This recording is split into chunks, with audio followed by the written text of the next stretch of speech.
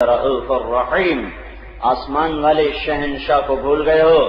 جسے پتہ نہیں چل رہا کہ کھانے وال کی رات میں نوجوان کیا کر رہے ہیں؟ کھانے وال کی رات میں، ساری دھرتی کی رات میں طاقتور کیا کر رہا ہے، نوجوان کیا کر رہا ہے، عورت کیا کر رہی ہے، مرد کیا کر رہا ہے، بادشاہ کیا کر رہا ہے، چور کیا کر رہا ہے، ڈاکو کیا کر رہا ہے، زانی کیا کر رہا ہے، سیاستدان کیا کر رہا ہے، حکمران کیا کر رہا ہے، سو گیا ہے۔ تمہیں پتہ نہیں ہے کہ میں تمہیں زمین میں دفا سکتا ہوں، یا وہاں سے عذاب کا تھپڑ آئے کہ تمہیں خواب و خیال نہ ہو، یا تمہارے بھرے بازاروں کو الٹا کے رکھ دوں، اوندھا کر دوں۔ جعلنا عالیہا سافلہا، یہ سارا کھانے وال الٹا ہو جائے اور تم اس کے ساتھ زیر زمین چلے جاؤ، تو جاؤ لوط کی بستیاں دیکھو، وہاں یہ ہو چکا ہے، پہلے بھی ہو سکتا ہے، آج بھی ہو سکتا ہے۔ دعائیں دو کملی والے کو جو منا گیا اللہ کو کہ میری امت کے ساتھ وہ نہ کرنا جو پہلوں کے ساتھ کیا تھا، اور رب نے ہاں کر دی کہ نہیں کروں گا، ایسا نہیں کروں گا، لیکن آگے تو حساب برابر ہوگا۔ کیا سمجھتے ہو کہ ایسا عذاب آئے کہ خواب و خیال نہ ہو، وہاں سے عذاب آئے کہ بھرے بازار الٹ جائیں، اور یا پھر اعلان ہو جائے کہ 3 دن کے بعد عذاب آ رہا ہے، او یاخذکم الا تخوف، اعلان کر دوں آیا،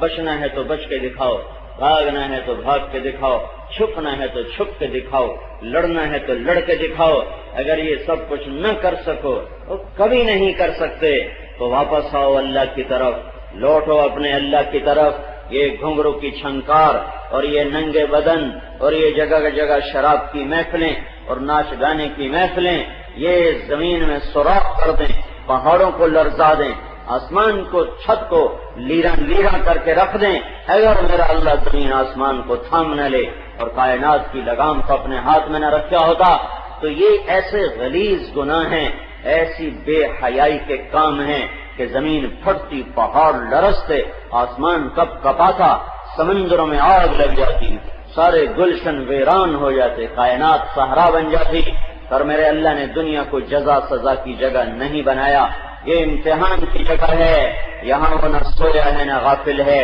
یہاں سچا بھی آئے گا اور جھوٹا، کھرا بھی آئے گا اور کھوٹا، حق بھی رہے گا باطل، زانی بھی رہے گا پاک دامن بھی، صحیح تولنے والا بھی، غلط تولنے والا بھی، رشوت لینے والا بھی، اور تنخواہ پہ سسک کے گزارا کرنے والا بھی۔ یہاں وہ بھی آئے گی جس کا بال کوئی نہ دیکھے، یہاں وہ بھی آئے گی جو ننگی ہو کے اسٹیج پہ ناچے، یہاں وہ بھی آئے گا جس کے عدل پر شیر اور بکری ایک گھاٹ پانی پئیں گے، یہاں وہ بھی آئیں گے جو کھوپڑیوں کے مینار بنا کے فخر کریں گے، یہاں وہ بھی آئیں گے جو راتوں کو جن کی آنکھوں کے پیمانے چھلکیں گے، اور وہ بھی آئیں گے جن کے شراب کے پیمانے چھلکیں گے۔ یہاں ظالم کا غرانہ بھی رہے گا اور مظلوم کی پکار بھی رہے گی، یہاں کربلائیں بھی قائم ہوں گی، اور یہاں شمر اور ابن زیاد بھی آئیں گے، حسین جیسوں کے سر نیزوں پر بھی چڑھیں گے، اور شمر جیسوں کی تلواریں خون آذول ہو کر لہرائیں گی۔ اگر میرے اللہ نے دنیا کو جزا سزا کی جگہ بنایا ہوتا تو حسین جیسے کا کہاں روا تھا کہ اس کا سر نیزے پہ چڑھتا، اور یہ کہاں جائز تھا کہ آل رسول کا خون پانی کی طرح بہ جاتا، اور کتے خنزیر سے زیادہ بدتر انسان جھنڈے لہراتے، تلواریں لہراتے اور تخت پہ متکبر ہو کر بیٹھتے۔ یہ جزا سزا کی جگہ نہیں ہے، یہ امتحان ہے۔ لیبلوکم ایکم احسن عملا، تمہارا رب دیکھ رہا ہے کہ مولا کو راضی کون کرتا ہے اور حکومت کا غلام کون بنتا ہے، اور چوپڑی روٹی پہ کون بک جاتا ہے، اور پیسے کی کھنک پہ اور مال کی چمک پہ اور اس اقتدار پر کون ایمان اور ضمیر کے سودے کرتا ہے، اور کون ہے جو اللہ اس کے رسول پر اپنا سب کچھ لٹا دیتا ہے۔ یہ امتحان کی جگہ ہے۔ میرے اللہ نے اسے جزا سزا کی جگہ بنایا ہوتا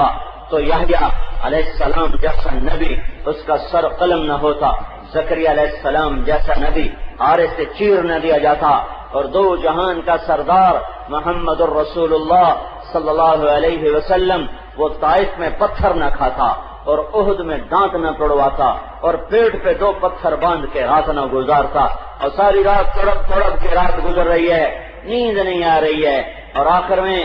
چارپائی کی لکڑی جس کے ساتھ باندھ ہوتا ہے، اپنے پیٹ کو چارپائی کی لکڑی کے ساتھ یوں لگایا اور اپنے آپ کو نیچے جھکا دیا،